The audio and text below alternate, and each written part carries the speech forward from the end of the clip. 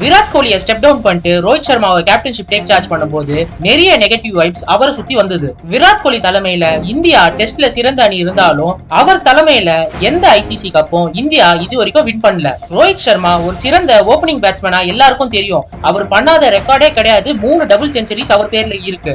Captain ஆனதுக்கு பிறகு இந்த பையன் என்ன ரெக்கார்ட் அச்சீவ் பண்ண போறான்னு சொல்லிட்டு எல்லாரும் நினைச்சாங்க. எல்லார் வாய மூடுற மாதிரி 2 ஐசிசி ட்ரோஃபிஸ இந்தியாக்காக வின் பண்ணி கொடுத்தாரு. ஒன்னு T20 வேர்ல்டு கப்பா இருக்கட்டும், இன்னொன்னு சாம்பியன்ஸ் ட்ரோஃபியா இருக்கட்டும். அடுத்த இலக்கு 2027 50 ஓவர் வேர்ல்டு கப் தான். ஃபேன்ஸ் சார்பா ரோஹித் சர்மா கிட்ட ஒரே ஒரு ரெக்வஸ்ட் நான் வைப்பேன்.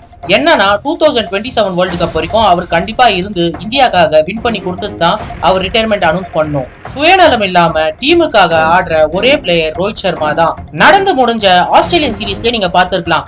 அவர் தான் கேப்டன். அவரை யாருமே கேள்வி கேட்க போறது இல்ல. அவர் நினைச்சிருந்தாருன்னா 5 டெஸ்டும் ஆடி இருக்கலாம். ஆனா அவர் ஃபார்ம்ல இல்லாதனால ஜஸ்பிரீத் பும்ராவை கேப்டன்ஷிப் பதவியை கொடுத்துட்டு அவர் டீமுக்காக சப்ஸ்டியூட்டா உட்கார்ந்தாரு. தோனிக்கு அப்புறம் இந்தியாக்கான சிறந்த கேப்டன் ரோஹித் சர்மாவை தான் நான் சொல்வேன் அப்படின்னு சொல்லி சேவாக் அவர்கள் சொல்லியிருக்காருங்க.